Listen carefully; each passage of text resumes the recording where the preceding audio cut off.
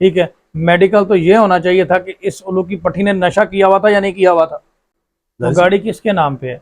क्या पुलिस ने इस चीज़ को इन्वेस्टिगेट किया है? पुलिस और इसके ऊपर एक एफआईआर नहीं कटेगी? मैं आज की आपकी वीडियो में बता दूं, इसके ऊपर 6 एफआईआर कटेंगी। बिस्मिल्लाहिर्रहमानिर्रहीम, अस्सलाम वालेकुम। मैं हूं जलील खान कुराची, आप देख रहे हैं मेरा यूट्यूब चैनल। मेरे साथ मौजूद है जनाब फयाज रामे साहब, किसी तारुफ के मोहताज नहीं हैं। कारसाज हादसा जो हुआ उसके ऊपर गुफ्तगू करेंगे। गुज़श्ता रोज से ये वाक़ा सोशल मीडिया के ऊपर, डिजिटल मीडिया के ऊपर, इवन के इलेक्ट्रॉनिक मीडिया के ऊपर भी टॉप ट्रेड के ऊपर है। फिर सी बात है, इंतहाई अफसोसनाक वाक़या है। लेकिन अब इसके पीछे कुछ मुहर्रिकात हैं, कुछ बड़ी बड़ी अहम शख्सियात हैं जो इस मौसूफा जिसका नाम नताशा है इसको बचाने की कोशिश कर रही है। तो रामे साहब मेरे साथ मौजूद हैं, कानूनी माहिर हैं। हम इनसे कुछ कानूनी मशवरे लेंगे, क्या इस केस में कुछ बन सकता है उन मजलूम बाप और बेटी का। रामे साहब बहुत शुक्रिया आपका, आपने टाइम निकाला।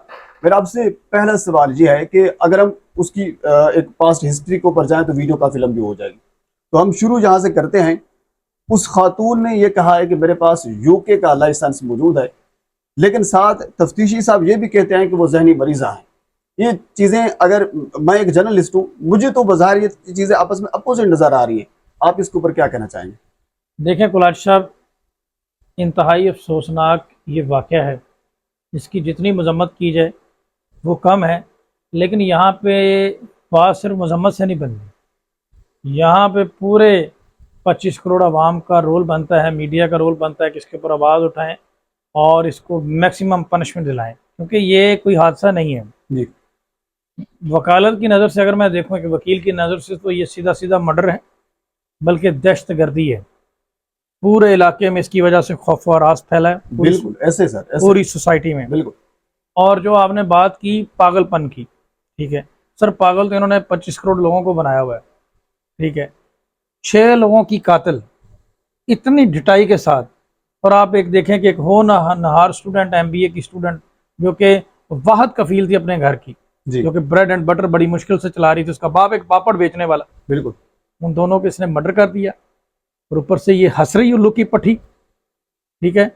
और अब इसको स्पेशल प्रोटोकॉल दे के, जिस तरह से आपने बताया कि ज़हनी मरीज़ा बनाने जा रहे हैं, देखें यहाँ पे देखना ये पड़ेगा कि ये ज़हनी मरीज़ा कब से है। ज़हनी मरीज़ा की तरफ हम आते हैं। ज़हनी मरीज़ा से पहले एक सवाल मेरे जहन में आ रहा है। जब से इसको पुलिस ने और रेंजर्स ने वहाँ से गिरफ्तार किया, हालांकि उस वक्त भी हमारे रिपोर्टर हजरात वहाँ पे मौजूद थे और लोग एहतजाज कर रहे थे कि हमने अवाम की अदालत में इसका फैसला करना है, लेकिन पुलिस ने जब इनको गिरफ्तार किया, थाने में लेकर गए, तो इनको कोई हथकड़ी नहीं लगाई गई। एसी वाले रूम में बिठाया गया और उसके साथ फिर उनको पानी वगैरह भी पिलाया गया। तो आप कानूनी हवाले से मुझे बताएं, क्या मुजरिम के साथ इस किस्म का सलूक करना सही होता है? कानून क्या कहता है इस हवाले से? सर कानून तो ये कहता है कि इमीडिएटली इस खातून ने अरेस्ट होना था। एक लेडी पुलिस ऑफिसर होनी चाहिए थी साथ, वो इसको अरेस्ट करती, हथकड़ी लगाती, जाके इसको लॉकअप में बंद करते, इसका कोर्ट से फिजिकल रिमांड लेते। फिजिकल रिमांड लेने के बाद अगर इसका कोई मेडिकल होना है, वो मजिस्ट्रेट साहब ने देखना था। आईओ साहब ने मजिस्ट्रेट साहब को एप्लीकेशन देनी थी। वो अगर अप्रोप्रिएट समझते जज साहब कि इसका मेडिकल करवाना है या नहीं करवाना, वो इस चीज़ को देखते थे, ठीक है। मेडिकल तो ये होना चाहिए था कि इस उलू की पट्टी ने नशा किया हुआ था या नहीं किया हुआ था। सही, बिल्कुल ऐसे, ठीक है। बजाय ये कि इसको ज़हनी मरीज़ा बनाने के लिए इसको भेजा जा रहा है, यहाँ पे ये देखा जाएगा कि ये कितने अरसे से ज़हनी मरीज़ा है। लेकिन यहाँ पे कानून का कोई इसमें नहीं हुआ। एक शख्स जो है उसकी गिरफ्तारी क्यों नहीं डाली गई? जब उसके ऊपर एक उसने इंसिडेंट कर दिया, उसकी एफआईआर लॉन्च करके गिरफ्तारी क्यों नहीं डाली गई? क्या आई ऑफिसर के ऊपर ऐसी रिस्ट्रिक्शन क्या थी? किसी कौन सी बड़ी शख्सियत ने उसके ऊपर प्रेशर डाला? किसने उसको फोन करके मना किया कि जी आपने गिरफ्तारी नहीं डाली? कौन सी कानूनी पाबंदी थी उसके ऊपर? आमतौर पर जब ऐसा इंसिडेंट होता है तो गाड़ी भी कब्जे में ली जाती है, मुलजम को भी कब्जे में लिया जाता है, जो बाकी लोग इंजर्ड हुए हैं उनको रेफर टू हॉस्पिटल किया जाता है, जो लोग डिसीज पर्सन है। सर यहाँ तो रेफर टू इस मुजरमा को वो अस्पताल में भेज दिया गया, बल्कि मेरे सोर्स ने मुझे ये भी बताया कि अस्पताल में उसको ऐसे वार्ड के अंदर रखा गया है जहाँ तफ्तीशी भी नहीं जा सकता, इवन के अस्पताल का जो अमला है वो भी वहाँ पर नहीं जा सकता। देखें जी, ये तो इंतहाई अफसोसनाक चीज़ है। टेक्निकली चीज़ें मैनेज की जा रही हैं। वजह आप जानते हैं कि वो एक बहुत बड़े बिजनेसमैन की बीवी है, जी बिल्कुल। ठीक है। और इसके साथ साथ मुझे वो भी गिल्टी नज़र आ रहा है, पूरा मुलविस नज़र आ रहा है, और उसको भी इस मुकदमे में नामजद करके उसके खिलाफ कार्रवाई करनी चाहिए, ठीक है। आप मुझे बताएं कि अगर ये पागल थी जो आपने बताया, तो पागल को गाड़ी किसने दी? घर वालों ने दी उसको। वो जाहिर सी- गाड़ी किसके नाम पे है? क्या पुलिस ने इस चीज़ को इन्वेस्टिगेट किया है? पुलिस तो कह लीजिए कि इन्वेस्टिगेशन तो दूर की बात है, वो तो मुद्दई बनी हुई है इस वक्त जो तफ्तीशी साहब है। इसमें फ़ौरन ये होगा कुलाची साहब के जो लोग जिनके डिसीज पर्सन हैं वो अपनी डेड बॉडीज़ का पोस्टमार्टम करवाएंगे, उनकी तरफ से एक एप्लीकेशन जाएगी सही होगा। और वो खुद इस सारे मामले को परसू करेंगे। स्टेट इस मामले को कुछ नहीं करेगी। सही होगा। जो नज़र आ रहा है वो खुद इसमें मुद्दई बनेंगे, वो अपनी तरफ से एफआईआर लॉन्च करवाएंगे और इसके ऊपर एक एफआईआर नहीं कटेगी। मैं आज की आपकी वीडियो में बता दूं, इसके ऊपर 6 एफआईआर कटेंगी। सही। 6 एफआईआर क्यों कटेंगी? 2 लोग जो मर्डर हुए हैं वो किसी और फैमिली से ताल्लुक रखते हैं, जो आगे इंसिडेंट इसने जाके किसी को कुचला है वो और फैमिली से ताल्लुक रखते हैं। 3 खानदानों से भी ज्यादा, 6 लोगों के खानदान इस एक्ट से मुतासर हुए हैं। वो 6 लोगों के खानदान अपने अपने तौर पर कार्रवाई करेंगे। इसकी एक एफआईआर नहीं कटनी। जानी नुकसान भी हुआ, साथ माली नुकसान भी हुआ, हर किसी का मुख्तलिफ हुआ है। वो अपने अपनी मुद्दत में सब लोग सेपरेटली कार्रवाई करेंगे। अगर किसी एक मुकदमे में कंप्रोमाइज हो भी जाता है तो दूसरे की हद तक तो नहीं कर सकता। सही हो।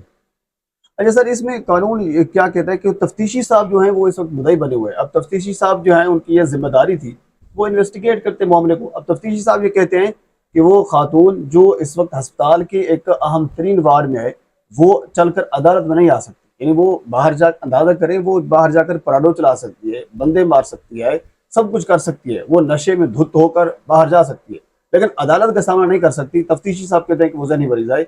तफ्तीशी साहब के साथ क्या होना चाहिए, ये कानून इस हवाले से क्या कहता है? देखें, ये तो डिफेक्टिव इन्वेस्टिगेशन कर रहे हैं, मुलजमान को फेवर देने की कोशिश कर रहे हैं, एविडेंस ज़ाया कर रहे हैं। इनको फ़ौरन जॉब से डिसमिस करके 201 में इनको इस केस में चलान करना चाहिए। इनके अगेंस्ट एफआईआर बनती है अब संगीन मिसकंडक्ट की, और इस मामले की एक जॉइंट इन्वेस्टिगेशन टीम बननी चाहिए जो कि मुख्तलिफ इदारों से लोग होने चाहिए, स्पेशल ब्रांच के लोग होने चाहिए जो इसको इन्वेस्टिगेट करें और इसको मेरिट पर रख के चीज़ों को देखें। लेकिन अभी तक तो उस खातून की ना गिरफ्तारी डाली गई है, ना चीज़ों को इन्वेस्टिगेट किया जा रहा है। लेकिन जो मैं आप बात कर रहे हैं ना पागलपन वाली, वो उसको ज़हनी मरीज़ अगर बनाना चाहते हैं वो इनका काम नहीं चलेगा। अगर कोई पढ़ा लिखा बंदा इसमें आ जाता है और इस मामले को परसू करता है, क्योंकि इसमें मोर देन जो है वो राउंड अबाउट 6 एफआईआर इसके ऊपर कटनी है। हर ख़ानदान की अपनी मुद्दत में एफआईआर कटनी है, हर ख़ानदान ने अपने एंगल से इस मुकदमे को परसू करना है। और अगर ये पागल थी तो फिर इसने इंटरनेशनल लाइसेंस कैसे हासिल कर लिए? फिर इसको गाड़ी किसने दे दी? टू द बड़ा अहम पॉइंट सर उठा है। बिल्कुल, उनके पास यूके का लाइसेंस, ये उन्होंने खुद माना है। यानी वो 2 चीज मान रही है, हमारे पास यूके का लाइसेंस भी है, जहनी मरीजा भी है। प्रैक्टिकली इन्हें समझ नहीं आ रही कि इन्होंने अपनी प्ली में क्या यूज़ करना है। पहले इन्होंने लाइसेंस का डिफेंस दिया, लेकिन इनके असर रसूख वाले लोग हैं, इनके किसी लॉयर ने या किसी ने इनको बताया होगा कि जितना बड़ा कार्रवाई, जितना बड़ा काम आपने डाल दिया है, ये लाइसेंस के ऊपर जान नहीं छूटनी। फिर उन्होंने इसको बना दिया ज़हनी मरीज़ा, क्योंकि ऐसा काम कोई ज़हनी मरीज ही कर सकता है जिस तरह से उन्होंने दिखाया। लेकिन ज़हनी मरीज तो देखना पड़ेगा ये कितने अरसे से हैं। ठीक है, आमतौर पर टैक्स से बचने के लिए फ़ौरन लोग फाइलर बन जाते हैं। जी बिल्कुल। तो वज़ीर आज़म साहब ने 3 कैटेगरी कर दी। जो रेगुलर फाइलर है वो 4 साल से जो रिटर्न पे कर रहा है वो बनेगा। ये देखना पड़ेगा रेगुलर पागल है या अभी हुआ है। अच्छा, जबरदस्त पॉइंट, समझ आई ना? जी बिल्कुल। रेगुलर पागल है या अभी हुआ है? अगर रेगुलर पागल है तो क्या प्रिकॉशनरी मेजर लिए हैं इनके घर वालों ने? इसके साथ कौन सा बंदा को प्रोटेक्शन वाला? ये तो पागल कुत्ते की तरह किसी को भी काट ले, बिल्कुल ऐसे किसी को भी जख्मी कर ले। अगर ये पागल है, जहनी मरीज है, तो किसने इसको इतनी बड़ी गाड़ी दी? लोगों के ऊपर चढ़ा दे। ये सीधा सीधा सा इसके हस्बैंड को भी इन्वेस्टिगेशन में शामिल करना चाहिए। और मैं कहता हूँ कि अगर इसको साबित करते हैं कि ये ज़्यादा जहनी मरीज है, फिर तो केस और हल हो जाएगा। फिर तो इसके साथ साथ मुझे इसके इनके हस्बैंड भी जेल में जाते हुए नजर आ रहे हैं। सही।